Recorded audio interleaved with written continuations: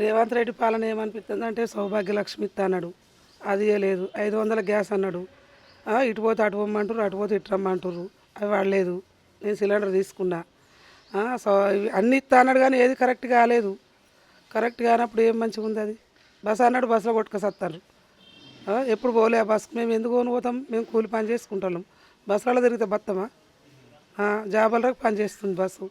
మాకైతే ఏం ఉపయోగం లేదు. ఇక ఏమున్నది ఇక అంతే.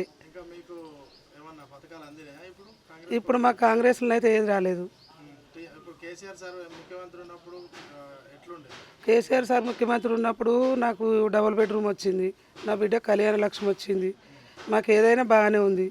అన్ని ఇచ్చిండు, పింఛన్లు ఇచ్చిండు, అన్ని ఇచ్చిండు, రైతు బంధు ఇచ్చిండు. ఎవరినేమి ఇబ్బంది పెట్టలేదు. ఇప్పుడు నీళ్ళ కరువు ఉన్నది, కరెంటు పోతుంది, అన్ని బాధలే ఉన్నాయి. ఎవరికేస్తాం? మేము వెంకటరామరెడ్డికే ఇస్తాం.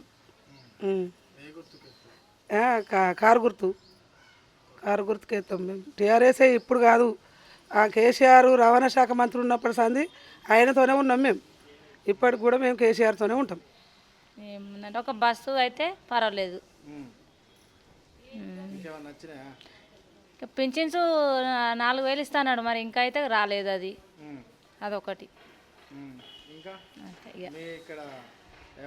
మాకు ఫస్ట్ టీఆర్ఎస్ ఉండగా డబుల్ బెడ్రూమ్ ఇస్తామని అన్నారు. మేము కూడా పార్టీ కార్యకర్తలమే, మాకు ఏమో అందలేదు ఇప్పటి వరకు అయితే. అంతే. ఇప్పుడు ఎట్లున్నది పరిస్థితి అది చెప్పు ముందుగా. ఇక మంచిగానే ఉన్నది అనుకో, మామూలుగా ఉంటుంది. లేదు, కరెంట్ అయితే ఒకటి ప్రాబ్లం వస్తుంది అంతే. నీళ్ళు పర్వాలేదు. బాగుండే చాలా.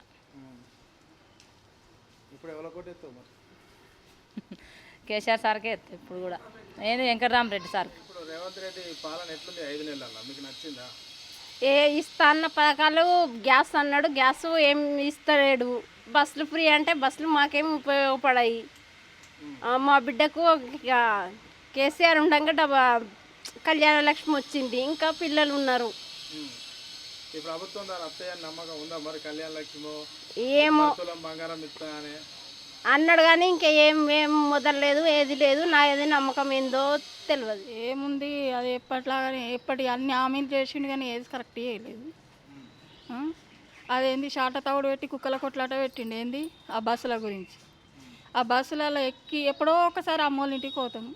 పోయినప్పుడు ఆ గర్ది, ఆ మందిలో మేము ఎక్కలేకపోతున్నాం, కాళ్ళ నొప్పులతోని వాళ్ళతో గెలవలేకపోతున్నాం. అదేది వృద్ధులక, పిల్లలు స్టూడెంట్లక అట్లాంటి వాళ్ళకి పెట్టేది ఉండే.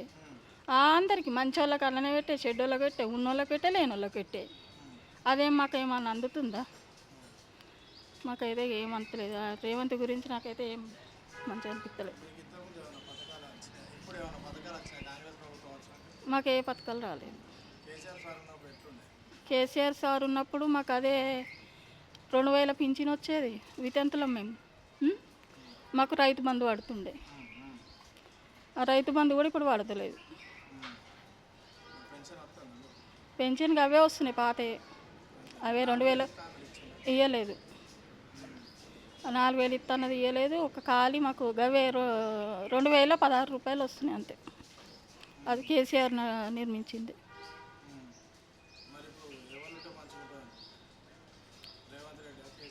కేసీఆర్ ఉంటేనే మంచిగా ఉంటుంది. కారు గుర్తుకేసి కొంచెం ఆయన ఇచ్చిన హామీలన్నీ కష్టమే ఉన్నది నెరవేర్చడు. ఎందుకంటే మంచి అవగాహన ఉన్న పార్టీ తెలుగుదేశం నుంచి మళ్ళా కాంగ్రెస్లోకి వచ్చి ఇవన్నీ చూసి ఫైనాన్షియల్గా ఎట్లుంటుంది మన తెలంగాణ అవన్నీ అవగాహన ఉన్నోడే ఆయననే 3-4 సంవత్సరాల నుంచి ఇచ్చిన హామీలు నెరవేర్చడానికి చాలా కష్టపడుతుండు. ఈయన మళ్ళీ డబ్బులు ఇస్తా అన్నాడు, ఏలంగా నెరవేరుస్తారో ఏమో మాకైతే అర్థమైతే లేదు సార్. అది మరి అసలు నెరవేరుస్తారంటారా పథకాలు రేవంత్ రెడ్డి? కష్టం. అందులో కూడా అనుభవజ్ఞులు ఉన్నారు కాంగ్రెస్లో, ఇప్పుడు కూడా వాళ్ళు చేసిన వాళ్ళు ఉన్నారు. ఇప్పుడు బీజేపీలోకి పోయిండు ఫైనాన్స్ మినిస్టర్, ఇప్పుడు ఇంకొక ఆయన ఎమ్మెల్యేగా ఉన్నాడు ఇప్పుడు మాకు ప్రెసిడెంట్ హరీష్ రావు గారు. కానీ ఇలాంటి వాళ్ళకే అవగాహన ఉన్నోళ్ళే దాన్ని నెరవేర్చేటట్టు లేము అని అంటున్నారు. మరి ఈయన ఏ రకంగా నెరవేరుస్తారో ఏమో అనేది మాకైతే డౌటే ఉన్నది సార్. ఇప్పుడు కేసీఆర్ సార్ ఉన్నప్పుడు పథకాలు కానీ ఇంకా మీకు ఇంటికి సంబంధించి కానీ అంటే నల్లలు కానీ నీళ్లు కానీ కరెంటు కానీ వీటికి సంబంధించి కొంచెం మీకు ఏమనిపించింది కేసీఆర్ సార్ ఉన్నప్పుడు? కానీ మేము కష్టాన్ని చూసినాము. 58 ఏళ్ళు 68 ఏళ్ళు ఉన్నాయి. అన్ని విధాలు చూసినాము, అందరినీ చూసినాము.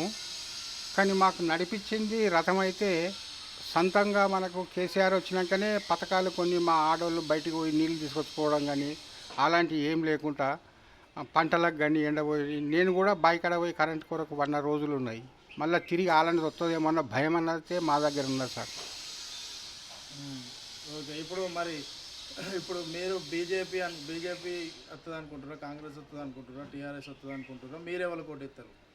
మేమైతే మా సొంతం మా అభిమానం కాబట్టి మాకు తెలంగాణ సపరేట్ తెచ్చిండు కాబట్టి మాకు ఎంతో కష్టపడ్డా ఆయన 10 ఏళ్ళు పదవి లేకున్నా ఈ పదవులను విడిచిపెట్టుకున్నా తిరిగి మళ్ళీ ఆయనే వస్తాడు. ఇంకా 5 ఏళ్ళు అయినా కష్టపడి వాళ్ళు కాంగ్రెస్ వాళ్ళు ఉన్నా మాకు బాధ లేదు.